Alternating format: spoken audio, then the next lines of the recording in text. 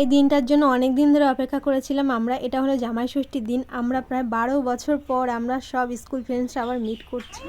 চলে এলাম রানাঘাটের অবকাশ পার্কে। আর এই বাচ্চাটাকে দেখে ও আগে দোল খেয়ে নিচ্ছে, মানে কে বাচ্চা ধরতে পারবেন না। আমরা সবাই পার্কে গিয়ে সবাই বাচ্চা হয়ে গেছিলাম। আমাদের মধ্যে অনেকেই বিবাহিত, আবার 2-3 জন আমরা অবিবাহিত, আবার অনেকের বাচ্চা কাচ্চাও হয়ে গেছে। এখানে রিল বানানোর প্রস্তুতি চলছে, আর আমাদের অনেকগুলো রিল ডিলিট হয়ে গেছে, সেই জন্য আমাদের সবার খুব মন খারাপ। আর এখানে সিকিউরিটি গার্ডের চোখের আড়ালে একটু দোল খেয়ে নিচ্ছিলাম। আর এটা হচ্ছিল বাচ্চাদের, আর সিকিউরিটি গার্ড দেখতে পেয়ে বলছে নামো নামো, এটা বাচ্চাদের। এই যে হলো সুন্দরী, আর এই যে ক্যামেরাম্যান।